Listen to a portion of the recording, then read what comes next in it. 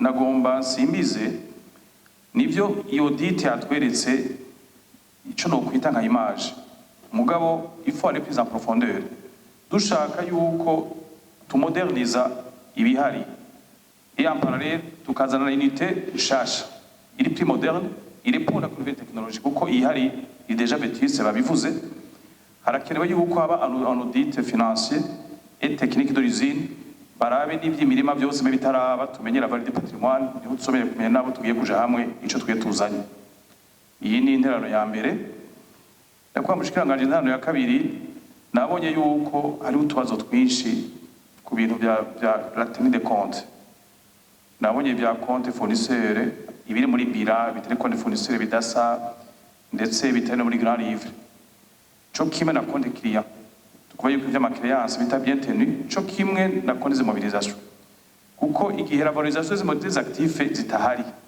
no kuvuga yuko n'amabira atameze neza sabe yuko rero abajejwe sosumo mu bakurikirana kugira ngo basaba abakomisero compte barabe asobe barovizite les comptes bagire toilettage des stades des comptes financiers kuko n'ubundi igihe tuzondera abantu zoja hamwe dukeneye kumenya neza rero mana situation financière de l'entreprise ine hano ya kabiri ica gatatu nagomba kurokomanda nabonye yuko mu vyo commission yakoze kandi yakoze neza cyane gushiramo iyi colonne ya délai de mise en œuvre de la recommandation par le ministère de tutelle nivyo umushikanganje afata engagement n'amashinga mateka mugabo azobikora la mise en œuvre des recommandations sosumo sabenya ku mushikanganje igihe azobaha ivyo bazokora par rapport aux recommandations zabaye prise en compte na Cour des comptes qui mene zabaye répété par la commission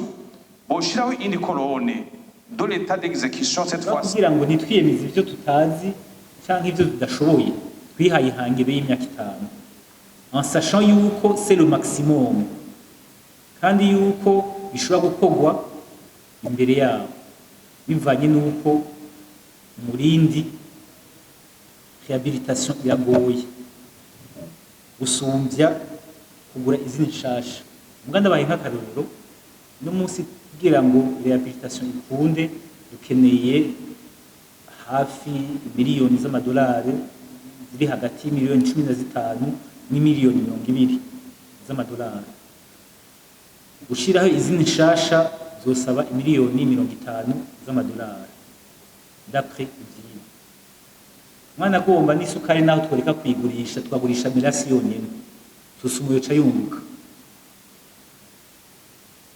isukari bakayitanga kwa gusa yoca yunguka mais la mélasse bakamenya yuko c'est une matière première qui doit être transformée il va des produits tuhingu tu importa kazi gatutwa amadovize menshi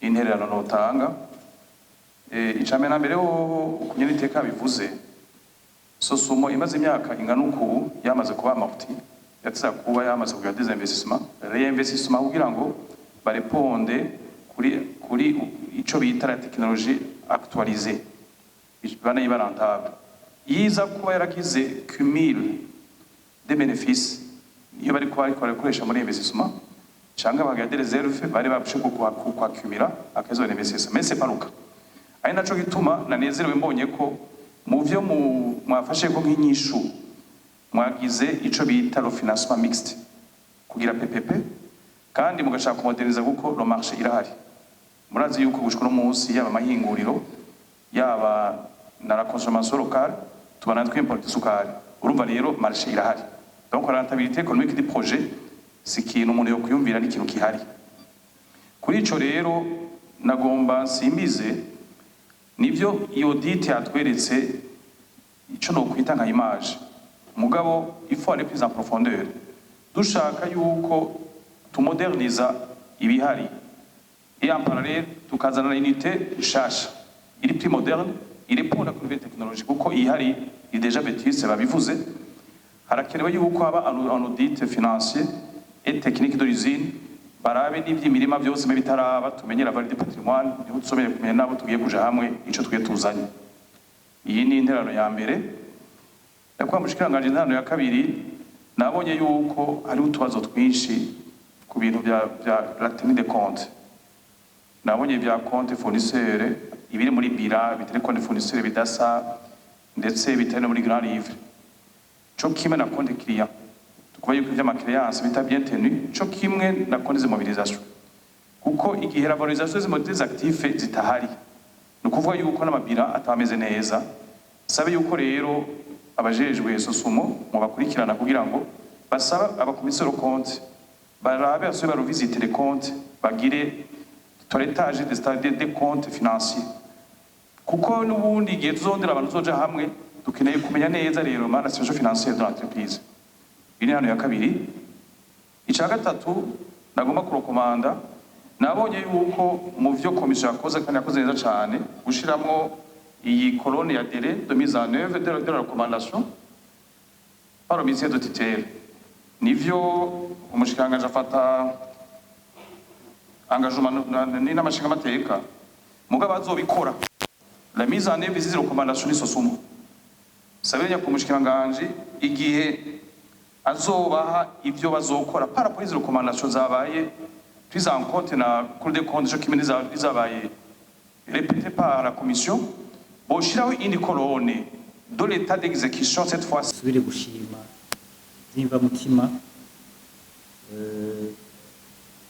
kuntererana na cane cane ukungene banyakubahwa bashinga amateka mwatahuye neza nuvuga nti le fond ya kino gikorwa en réalité no kuzuzanya no kurabira hamwe ivyo kuba kugira ngo ibikorwa vya leta cyane cyane ibikorwa by'amashirahamwe ya leta ukungene yobandanya atera imbere cyane cyane kugira ngo aho bitari ko bigenda neza ushobore kurondera inyishu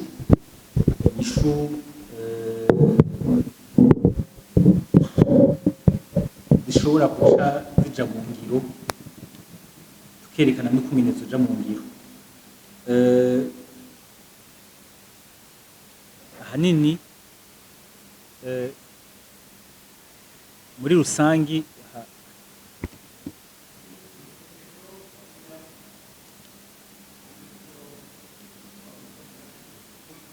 ego murakoze muri rusangi nta bibazo byabajijwe hatanzwe effectivement des pistes de réflexion munkundiye ngira mpere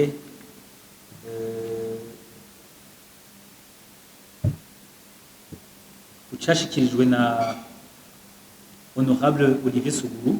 Effectivement mabivuze ndasusumo no munsi itegerezwa kwireadapta igakora nka une société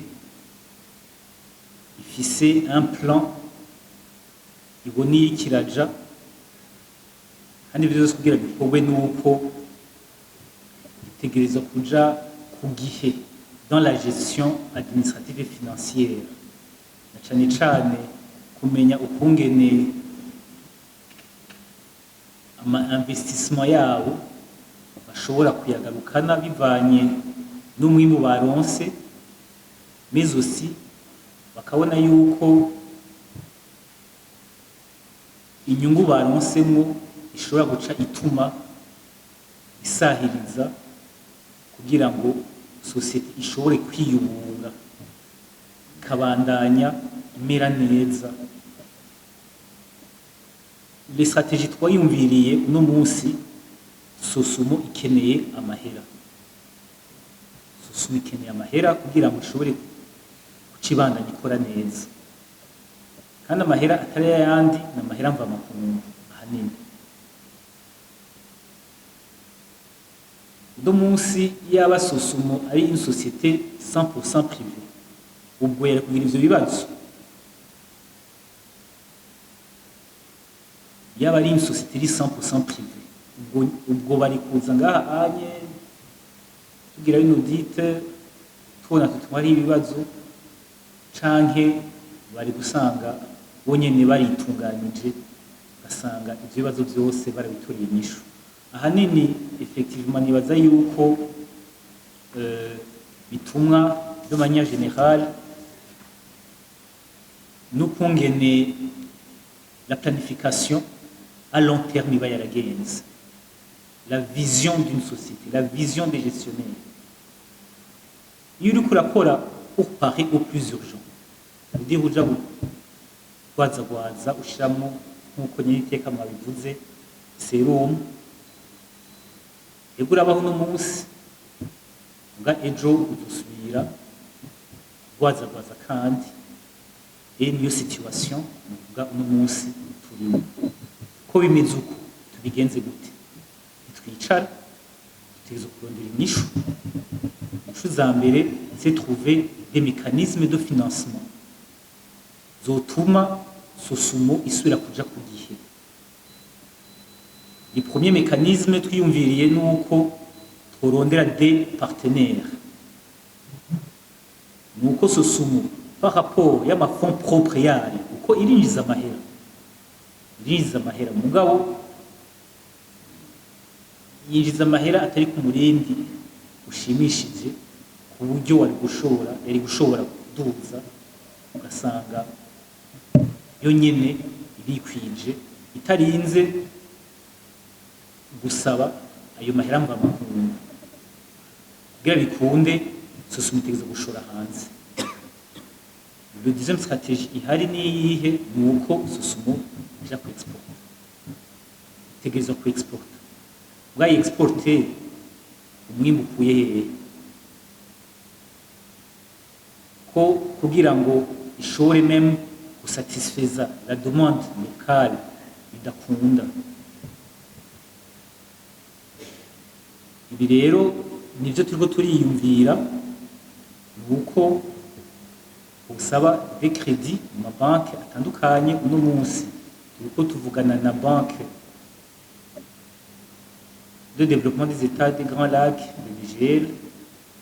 Hariho n'ibiganiro turiko tugirana na CRDB naho nyene kugira ngo Sosumo ishobore kuronka n'imiburiburi un petit capital ishobora gutuma iba relance. Il faut relancer kugira ngo ishobore kuduza umwimbu, istabilize umwimbu, ironke le produit transformé y'isukari. Hanyuma iyo sukari barabe une partie igurishwe hano mu Burundi, iyindi idandazwe hanze y'igihugu. Ivyo bizoca bituma bishobora gusahiriza facilement itunganywa ryiza rya Sosumo. Harabaye effectivement uno munsi twagize appel d'offre, ni kirategurwa appel d'offre pour une expertise financière avec audit financier complet, kubera ko dukeneye kumenya tuti quel est le patrimoine de la Sosumo.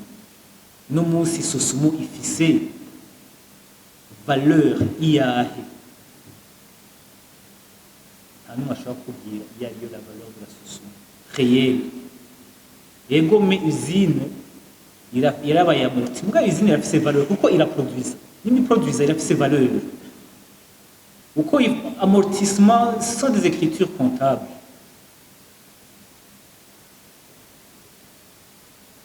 Ko ikiba gikenewe ni kumenya tuti none ko igwaye hehe.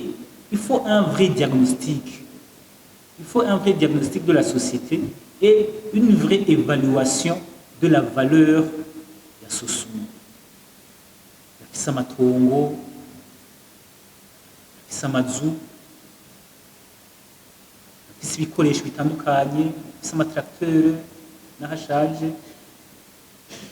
Ivyo vyose nivyo tutegerezwa kwevaluwa.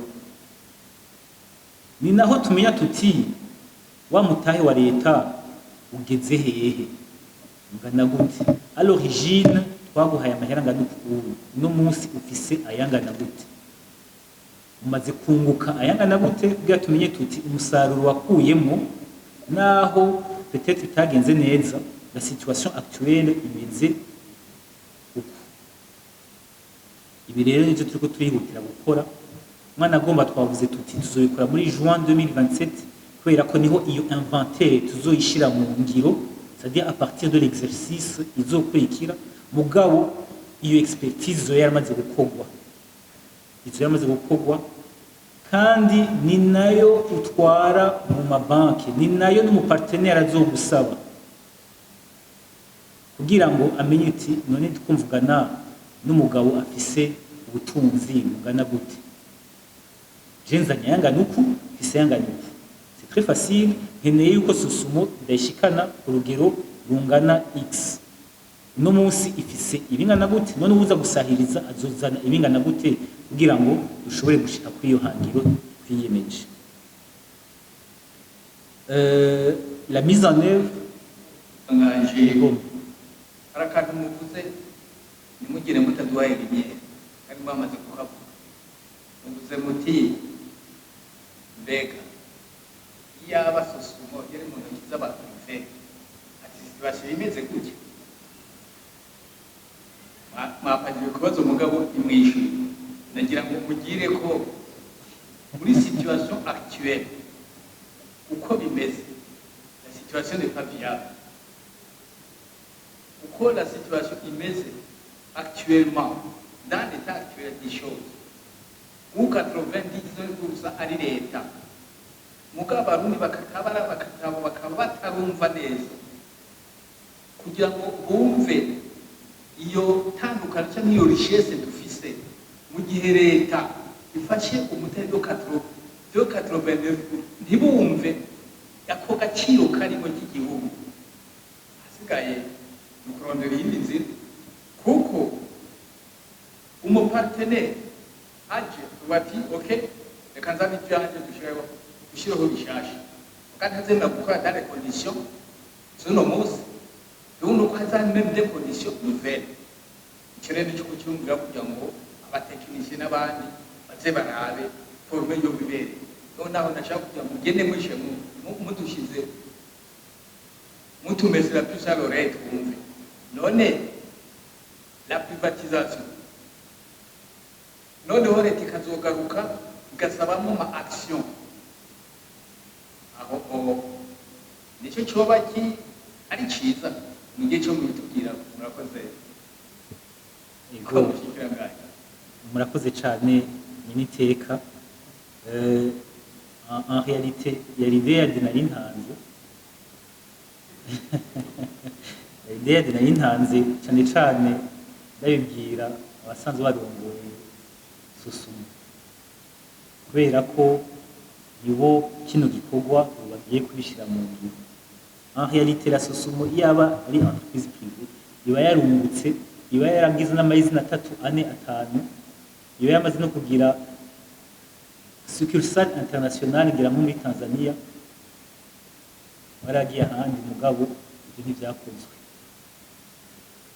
Effectivement tuteza kugira un changement de mentalité. Mwabivuze n'ibiteka, on doit réfléchir comme des gestionnaires et comme des businessmen. Umudeje, umudirecteur tel ntabagiye comme un politicien agiye kuri ibibanza. C'est un technicien, un technocrate ategerezwa kuba évalué par ses performances, kandi ategerezwa kuvise iyo mentalité yuko ikintu cyambere ategerezwa gushira imbere n'inyungu, nta kindi bamusaba n'inyungu. No munsi rero dans la restructuration de la Sosumo, il ne faut pas restructurer uniquement la machine, ça veut dire la Sosumo en tant que machine, mais il faut restructurer les hommes, imitwe y'abantu. Ico kintu gikuru mbere mwana mwana. Uko no munsi on parle de redynamiser la Sosumo, qu'est-ce qui nous prouve yuko bizogenda neza? Ko Sosumo bari bahihaye byose au début byashitse hehe?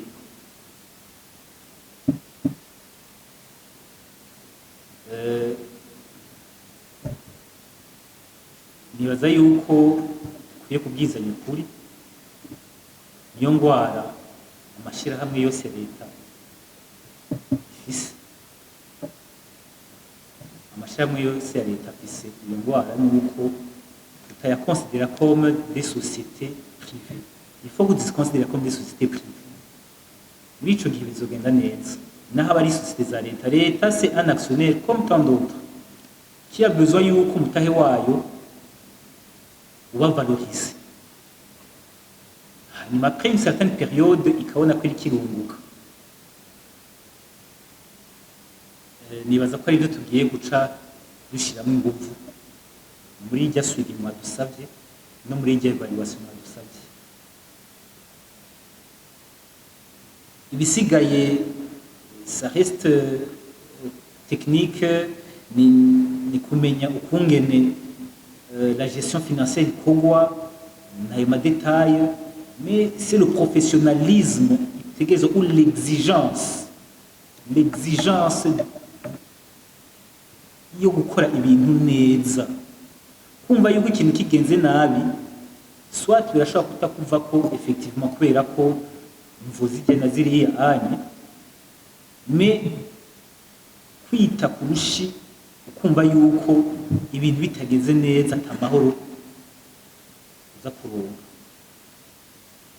Tanga akarorero none ishirahamwe Fomini yatanguye muri 2015, ubu unye bari kwaruguruza yandi mashirahamwe mu bindi bihugu pour un produit stratégique comme le sucre.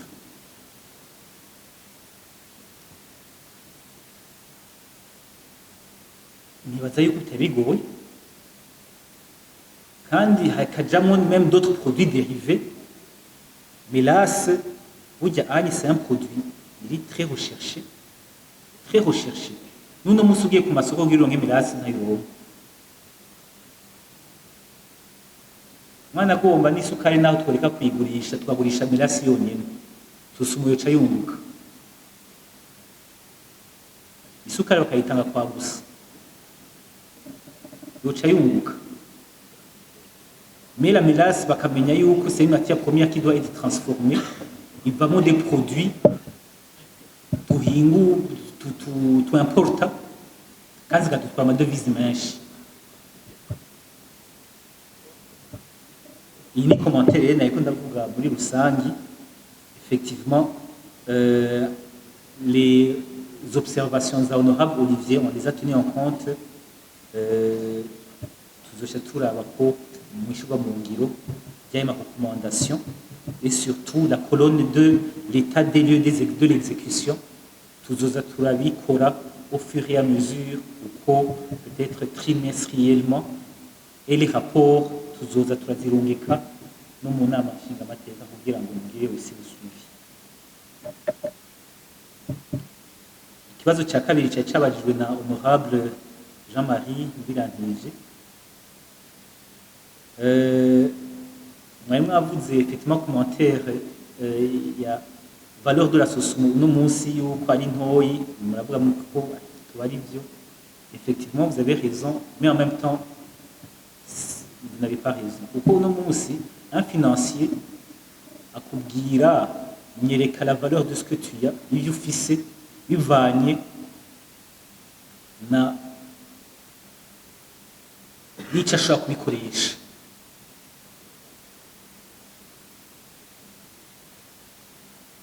No munsi rero Sosumo kwidashobora guproduisa, c'est quoi la valeur yayo? C'est vrai duciye rero dushiramo inguvu tukagira ya audit ikwiye, tukamenya neza ikintu kimwe kimwe Sosumo ifise ayo bijanye, tukanaraba ukungene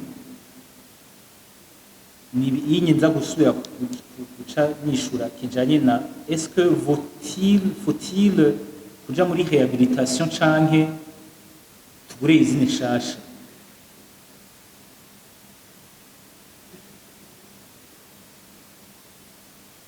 Sosumo uno munsi itabaye réhabilité ica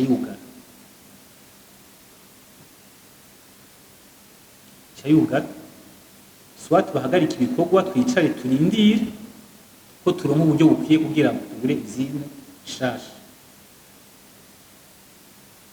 ou bien tugerageze n'uburyo Sosumo isanzwe iriko ririnjiza, hanyuma progressivement buke en parallèle tuguma dushira mu ngiro uwo mugambi wo gushiraho izina nshasha.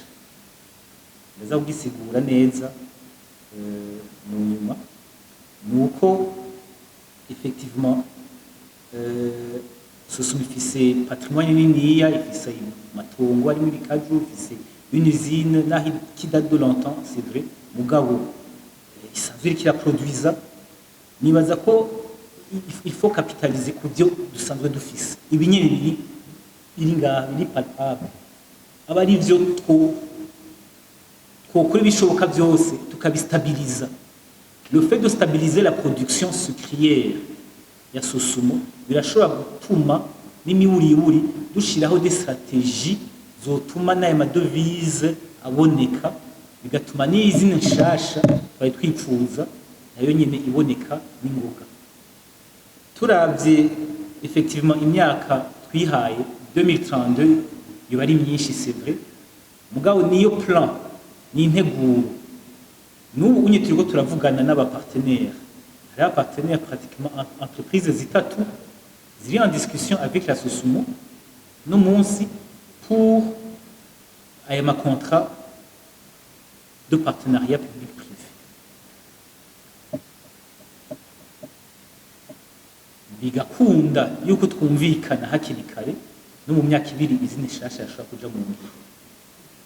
Mugabo kugira ngo nitwiyemize ivyo tutazi canke ivyo tudashoboye, twihaye ihangiro y'imyaka 5 en sachant yuko c'est le maximum, kandi yuko bishobora gukorwa imbere yabo bivanye n'uko umurindi wo gukora muri Sosumo uri kugenda neza, bizotuma naho nyene bigenze neza. Les partenaires, hari abapartenaires très intéressés gukorana na Sosumo, kandi uzoshira mu buryo butari buke. Turizera yuko hamwe nyene nashobora gutanga une promesse iri ferme ubunye, mais même avant 2030 turashobora kuba twarakumvise. Donc no munsi l'urgence c'est stabiliser la production ihari, hanyuma en même temps turiko dukorana avec les structures zitandukanye, amabanki kugira dufashe kuronka ideni, tukavugana n'aba investisseurs. Leta y'u Burundi iriko irashiramo inguvu kugira ngo ifashe Sosumo mu kunegosia n'abo ba investisseurs bifuza kuza gukorera hano mu Burundi, bagakorana na Sosumo kuko potentiel nini cyane. Potentiel nini nuko benshi babona isukari n'inyuma, c'est pas le sucre yonyene, c'est isukari, ni ivyo ushobora gukuramo muri melasi, nivyo bifise caractère stratégique gusumba. Nyakubahwa icegera ca mbere c'umukuru w'inama nshingamateka, effectivement mwabivuze yuko vyoba vyiza, réhabilitation iragoye gusumvya kugura izina nshasha. Muganda baye nk'akarorero, no munsi kugira ngo réhabilitation ikunde dukeneye hafi miliyoni z'amadolari ziri hagati y'imiliyoni 15 n'imiliyoni 20 z'amadolari. Gushiraho izina nshasha zosaba imiliyoni 50 z'amadolari d'après ivyigwa, en sachant yuko kugira rénovation no gushira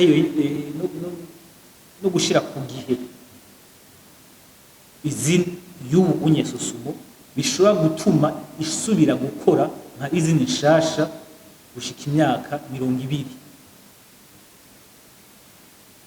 Uko ivyo duhindura ico twita ama composants de base de l'usine.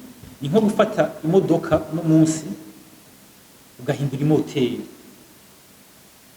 Buze nti ndafashe imodoka ndahindura imoteri, biza kuntwara uburyo bwoba bugereranye par rapport yo kugura iyindi modoka shasha.